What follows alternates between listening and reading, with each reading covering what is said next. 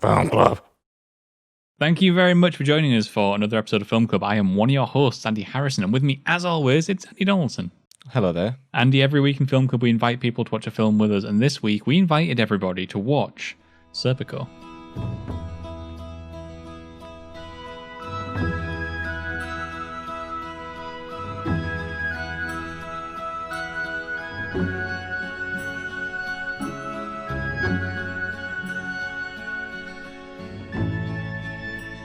Yeah, so Sidney Lumet, another one of those films. It was before Dog Day Afternoon, I believe a few years before. It was 2 years before it. And it's based on Frank Serpico, played by Al Pacino, a police officer who is straight edge. He's revolved around a world of corrupt police officers, and it's about his life, and he becomes essentially undercover within his own district, really, and he kind of like reports all the bribes, and it's about his kind of like the rise and fall of Serpico, maybe.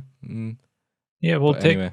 It documents his life from 1960 to 1972, takes place over 12 years, and it's kind of about his induction into the police force. We pick up with him sort of like just coming out of the police academy.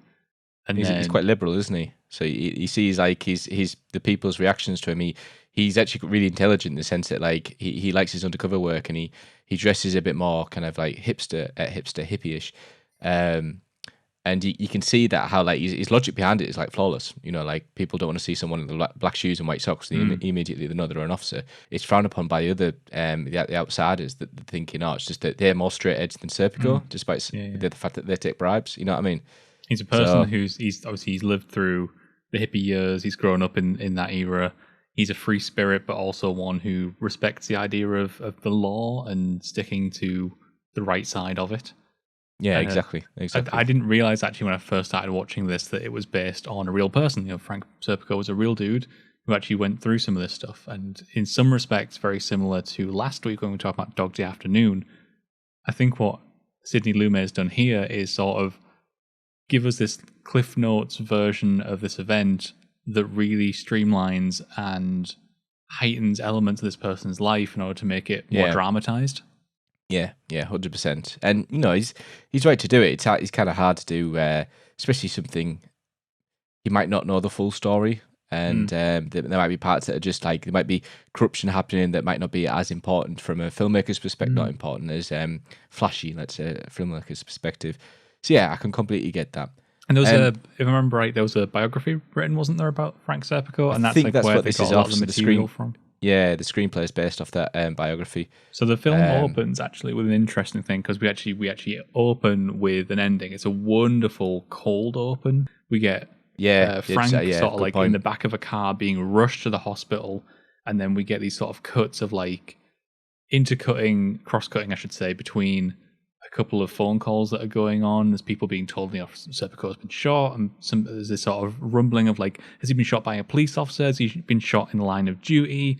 What exactly was Serpico doing? Because at this point, we don't know that he was, investigating police officers. We don't know that he's the good cop who's kind of looking in on some of the more corrupt elements. And from there, that's when we start to cut back, and we kind of travel back over like a decade and start to slowly move forward in Serpico's life as he and his beard and facial hair and style evolve. Big fan of that opening. I think it's fantastic. It's actually cut, and that opening, by the way, we should really credit to an editor called Dee Allen.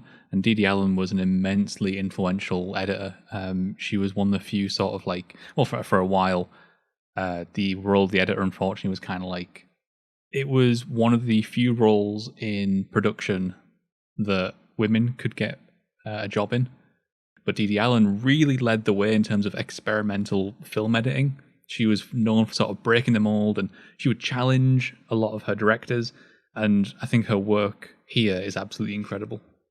She actually did Dog Day Afternoon, believe it or not. She did. I totally forgot to mention her. She went on to do The Breakfast Club, actually, believe it or not, as well. Fair play to her, credit to her.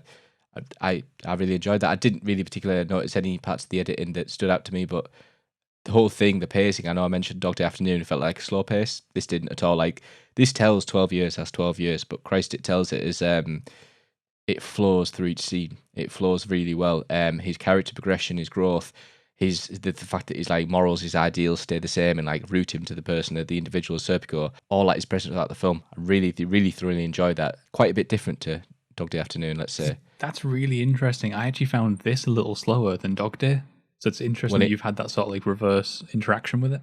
I think Dog Day Afternoon is a bit more focused. It's just a little bit more, I guess, on point. You know, it's talking about one moment, one time, one instance, and sort of boiling down lots of feelings of that era into just a couple of hours.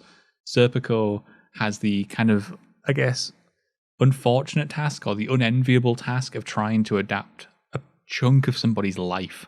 And with that comes, you know, sort of introduction of characters that disappear and other characters that come halfway through, and it causes sort of like narrative struggles. But the film handles it really well. And right at the core of that is Al Pacino, who yet again just brings in this, like, you know, height of his acting performances and brings in an absolutely stunning, iconic role. I didn't realise until watching this just how much Al Pacino screams and shouts. Oh, yeah. Like, yeah. I didn't realise just how prominent that was. My favourite scene to highlight his acting ability was when he gets shot at by fellow officers and he starts screaming at them and saying, "No, it's me, Serpico. You know, it's Frank." And then he's like, the guy's like, "Oh, let me have him. I don't have to do loads of reports." And you could just see this dismay and this frustration, this anger in Pacino's face. And yet he's so, despite having shouted at them prior to that, he's so like kind of, "Oh, Christ, like, how dare you, but I'm going to let you have it." And I love Pacino. I must admit, I think that unfortunately, like, over the years, the whole Al Pacino shouting thing has become a little bit self-aware. Like, he's doing it too much, and I think even he knows he's doing it too much, especially these days. I think a lot of his roles that he's taken over the last, 20 years now haven't been particularly great. But at this point in his career, we were still early days, and like he was still sort of weaving in those heightened moments alongside what you were talking about there, which is his much smaller, more held back sides to his characters. Something that stood out to me a lot in this film, actually, the music is awesome. The music is like, it reminds me a lot of, I guess, Ennio Morricone's work. I'm aware it's not Ennio Morricone. It's actually done by someone called Mikis Theodorakis. I hope I'm pronouncing that correctly. Well played. Okay. The music is something that really captures that feeling early on of sort of memory and remembering something and highlighting joyful times and allowing the more sorrowful stuff to maybe go unscored. Well observed. I like it. I can't say I'm sorry, I can't say the music stood out to me much at all, but I'm glad it had an impact on you. Yeah, it was nice, and I thought it was nice seeing that type of music. I thought in a film like this, because obviously Serpico is kind of building off of what like Bullet did, and it's building off of what like Dirty Harry did. I've got massive Bullet references. Good shout there. Very good shout. And those sort of hard-boiled sort of crime detective going rogue stories often have like a similar sort of soundtrack to complement it, where it's a bit gritty, it's heightened. Here, I think they're doing something a little bit lighter and a little bit more, I guess, introvertedly like character-driven. I love it. Yeah, I must admit, like I said, I didn't really have that impact in the music, but if you look at something like Bullet or like some of the other ones, the road cop films, the music, I would say, if there's one word to describe, it's quite explosive, whereas this is very, very subtle to the point that it just kind of went through me and I didn't really focus on any parts of it, which can be a great thing. You don't always have to focus on the music for it to not be great, if that makes sense.